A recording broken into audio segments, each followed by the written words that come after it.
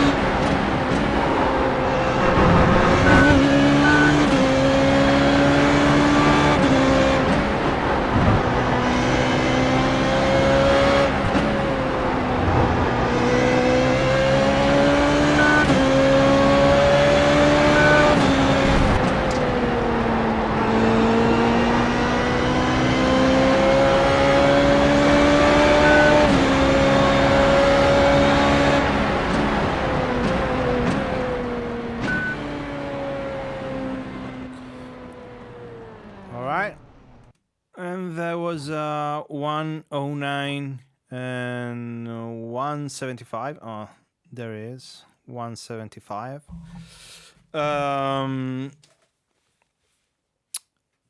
These are the technical informations for the session. It was a public practice session. It was actually it was just started when I started trying out and trying to find the flow. But I was right now when I tried the lap 53, 33 minutes in. I don't know. I have no idea why the screenshot came out like this. I tried several times. It's just weird. So I don't know why. But anyway, it was 23 degrees. So I think the 103% from VRS was 109 and 2, or maybe 1, something like that. But it was 21 degrees, if I'm not wrong. And on top of that, I have raced with 60 liters, so it was kind of like the first lap of a race. Second, actually. So I would say it's a good lap. It's bound to be broken, so it can go lower. I think 108 and a half, something like that. Lower, even lower during qualifying, of course, and of course it's just the beginning of the week, and it's my first time at Brands Hatch with this car. Speaking of which, I've decided this track is just too difficult. This is purely a veteran track. This is not a track that if you never have raced before, you can learn it with the Formula Renault 3.5. So I'm just going to skip through all my usual blabbering regarding how to take a corner, all the basics, and I will go just straight to the point. I will do a quicker video this time because this will be intended to experienced drivers. So if you have never driven on Brands Hatch before, don't start with the Formula Renault 3.5. Of course, you can still have fun on the practice servers, but it will get frustrating. And I mean, it's frustrating for me, and I'm a Brands Hatch lover. I think I've raced it with 5 or 6 different cars on iRacing. And I'm still getting frustrated by this track with this car. I think the combination, the track car combo, is quite alright. It's good actually. There are a few very exciting sections with this car, but it's very tough. It's very difficult, and it takes time to find the flow. But when you do, when you find the flow, this track is just so rewarding, so rewarding. If you have raced Brands Hatch before, I suggest you not to give in to frustration and to not give in to getting upset or anger, because you keep on losing the track and you keep on not trying to not reaching that flow, that being safe on the track that we all are constantly looking when we're practicing. Just give this track a bit more practice and try to stay a bit more relaxed, and it will come, and it will be glorious. I promise you, this track is glorious with this car. So the first tip I want to talk about, this is not corner related, so it's gonna be just like a podcast for another couple of minutes. First tip, and this is the same thing that I've noticed at Imola. I was coming, of course, like everybody of us, from Suzuka, where there was a lot of input going into the corners, into the S's in the Sector 1. You usually struggle with understeer. When I got to Imola, I couldn't find a rhythm in my pace, because I kept on overusing the steering wheel. When I noticed this, when I found out that I was using too much steering input, and I started using my hands much less than before, the lap just snapped into place. So the car went back into slots, and it was much easier to drive and much faster as well. So when I got here, I completely skipped Silverstone last week. So when I came here today on Brands Hatch, first few laps were very I used my hands a lot. I used the wheel a lot, and especially for corner 1 that we're going to go through now. And then when I started using the wheel less, much less, and just having confidence in the grip levels and in the aerodynamics, and letting the car doing its job, my laps started becoming much better, much safer. I was more and more confident lap after lap and after lap. So tip number 1, and this is the most important: don't overuse the steering wheel. Okay, so whoops. We are going in here. As you can see, I used to steer probably like this. It was not 90 degrees, but maybe 45, 50 or 60 degrees. I was just trying hard to get the car to turn in. And then I found out that I was trying too hard. So I was actually going into the understeer zone of the tires. And that wasn't good, because I was just giving away grip with nothing in return.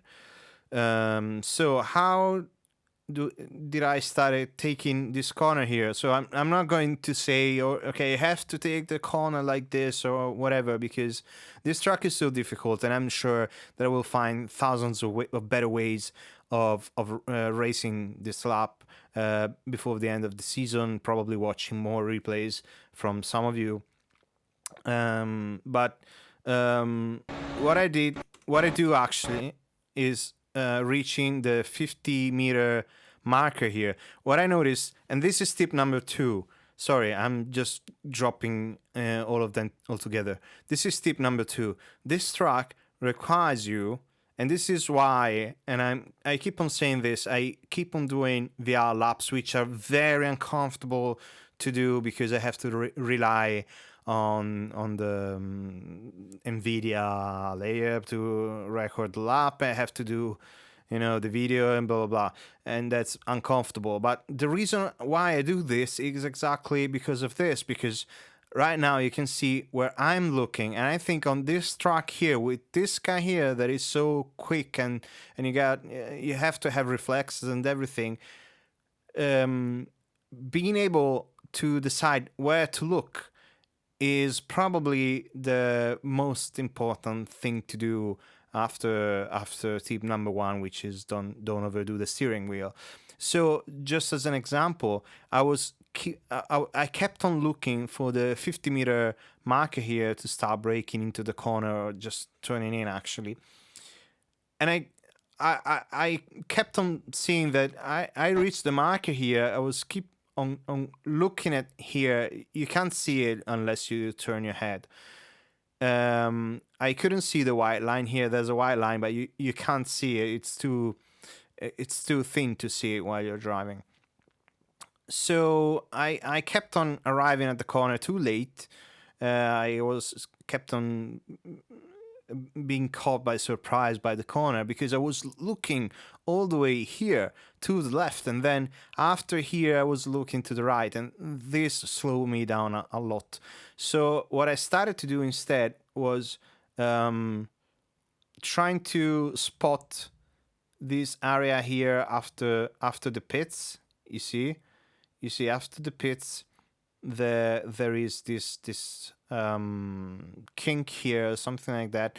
So I started looking for it instead, rather than looking for the 50-meter marks, so I could keep my eyes onto the apex and the corner, and this helped me a lot. So if you're on a triple or on VR like I am, I strongly suggest you to just disregard the 50-meter mark and find some alternative turn-in marker somewhere, like I did, like this. And I'm kind also taking a bit of the rhythm, so I'm not very precise with my braking here. But yeah, try to find something on the right. It's not super easy, but it can be done, and try to drive onto that.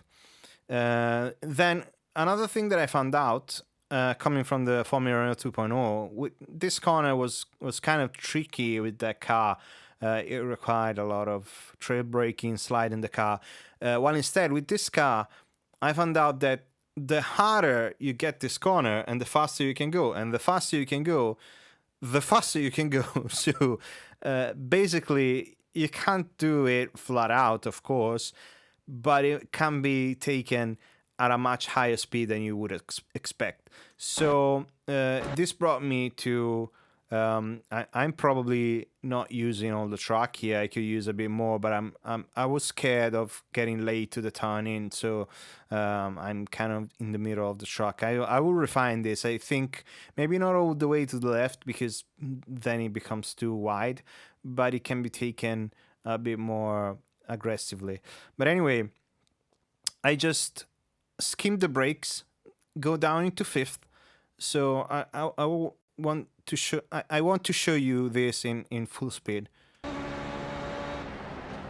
see, I'm just touching the brakes and letting the car slide into the apex. It's not a lot of braking, really not a lot of braking. I'm just sliding the car into fifth, and then I'm starting accelerating again. This is a monster corner with this car. Really, it's amazing.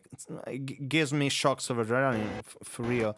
Then when you exit the corner, basically, if you take it like this, you can start accelerating right at the apex, so you have a lot of space to accelerate, and you don't have to worry about this AstroTurf and the green stripe on the outside or the curb, because you can just go over it, and the car will not feel it really. I know curbs are a problem with this car and this truck, but not this one, so you can use it quite confidently. So we're accelerating. This was turn 1, Paddock Hill Bend. We're accelerating toward Druids, the hairpin. Very famous hairpin here. And what I'm doing, I'm using not the 50-meter mark, which is too late, but I'm using this red spot here, which is also easier to see. So I'm getting closer to it, and what I'm doing is braking really hard, pumping the brakes hard, and then releasing, of course, trail braking into the apex, and then you start as soon as possible opening the gas again. I got a little bit of oversteer here, so I lost the car, but actually you can maybe get a bit more of the curb because it's very flat here, it's not bumpy, and there's a bit of astroturf on the outside. There's no you won't find a lot of grip here, so this is more like an emergency situation if you've overshot the corner, but you can do it. Just stay careful with the throttle if you got the tires on here. The best you can do anyway is to try to stay on the tarmac, so you will have the maximum amount of grips and of grip, and don't do like me that I try to close the corner too early. You have space here, so use it. You see, I was closing too much. You can go a bit more wider. So we're going to turn number 3, Graham Hill. Go all the way to the right. I mean, you know this. Just go down to 4th, maybe 3rd, depends on your setup. Mine got shortened gears. I'm going to post it on the forums, so you can try it as well. But I think 3rd gear is the right one. And there are 2 ways to take this corner. You can get in slow and then start accelerating right at the apex. Otherwise, you can just throw the car in 4th, get down into 3rd, and of course, you can use the AstroTurf on the outside because as you know, you won't get the incident point. Just remember here that you're going to get your ticket, your fine, your 1 per incident here because the AstroTurf is ending. So we're approaching Surtees, and this is a corner, right like the Formula Renault 2.0 way you brake very late. So you got the 50-meter mark here. You brake even later than that. So you're very deep into the corner. You just slightly touch the brakes and trail brake a little bit, brush brake into the apex. And then as soon as you're clear out of the apex, you just start accelerating again. Very important. Don't go on the curb because it's killer. I've seen races destroyed on the Formula Renault 2.0 because people overused the curb. So I ran over it by mistake with the Formula Renault 3.5 right now, and each and every time I did that, I just lost my car completely. So don't use the curb. Remember this. And also this curb here is very dangerous as well. So you can just stay on top of it if it's an emergency, but don't accelerate until you're down onto the asphalt. So this is the Pilgrim's Drop, Hawthorne Hill. Is that correct? Yeah. And we're entering the Hawthorne Bend. As you might know from other series, don't trust the line. Don't trust the texture. There's a texture here. You can see it that is kind of indicating the corner. I mean, the track is very green because it was the beginning of the session, and I was the only one racing it. Actually, not the beginning, but it was there at the beginning. So this is basically imprinted onto the track in iRacing. Don't follow it. This is a lie, so don't go through it. Go a bit deeper. You have to go a bit deeper, and if the grip levels are good, so if the track is not green and you're not running 60 liters as I was doing, you can basically take it flat out.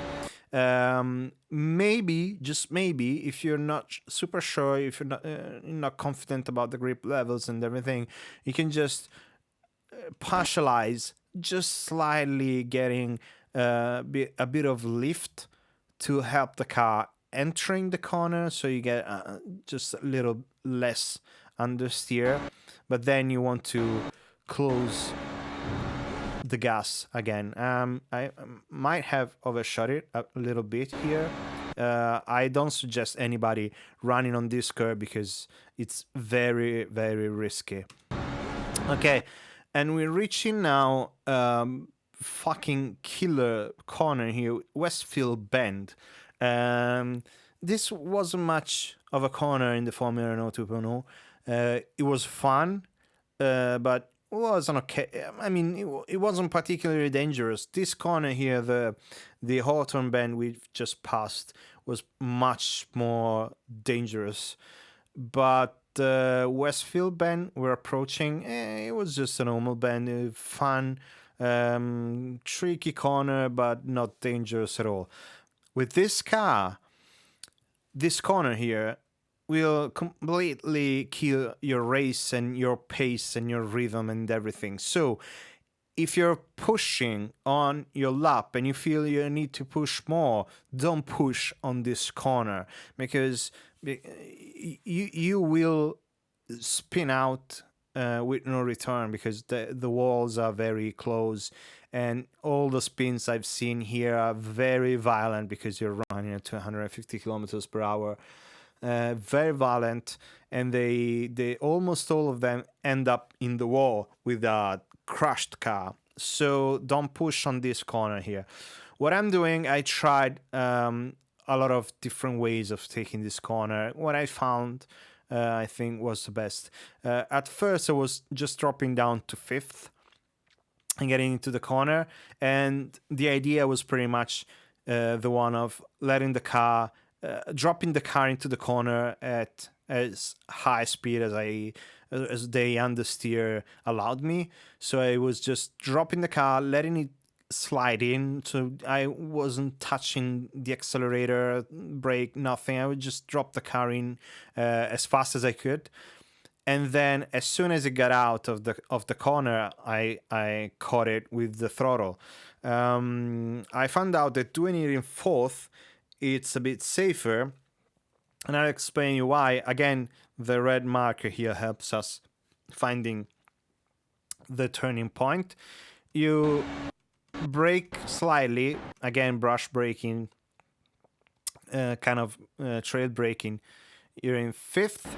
I've overcooked a bit the corner, but you want to cut through the apex here. You can do it. This is not the dangerous part of this corner, so you can cut the apex here to gain 1/10. You can see here a bit later, but the very dangerous part is here. So this part here, I don't know, probably because it's off camber, there are a couple of very hard bumps.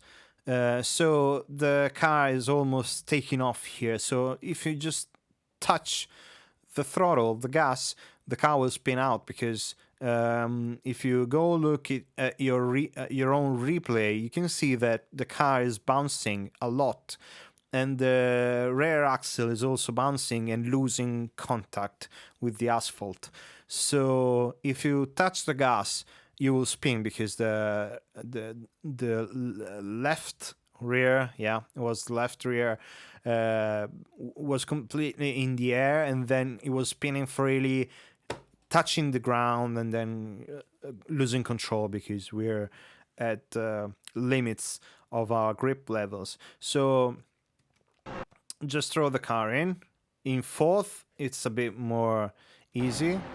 You see, I'm just throwing the car in and then trying to catch it, and you can ride this Astro here. It's kind of safe, but you don't want to slam the throttle and try to gain time here, because you will lose the car. You have to take this corner with a lot of respect and avoid deciding your race on this corner here. Just let it go. There are many other corners where you can gain more time than this in a safer manner. So just try to safely exit and go back on the tarmac. And when you're here, be very careful again, because there's another bump here, and I've lost the car several times on this bump here. You see, I'm actually controlling the car because it oversteered on me. So if we see at the corner, if you look at the corner at full speed, I'm just skimming the brakes, entering in, cooked, and then catching the car on the outside of the corner. It's very quick. You will need reflexes to do it quickly and rightly so. And then you will have to be careful for try to avoid staying too much on the outside, or try to keep the wheel as straight as possible, because this part here is as dangerous as the exit point of the corner. Okay, and then we're heading now we're on the Dingledale, and we're heading on the Dingledale corner. Which is this? Okay, and this is the Sterling. No. Okay, this is the Dingledale corner. I'm sorry, I'm a disaster with the corner names. Of course, you know this corner here is just blind, so you have to know where it is. What I've done here is the same philosophy as the corner before. Slam the car in and just moving. I'm just shifting the weight forward to avoid having understeer.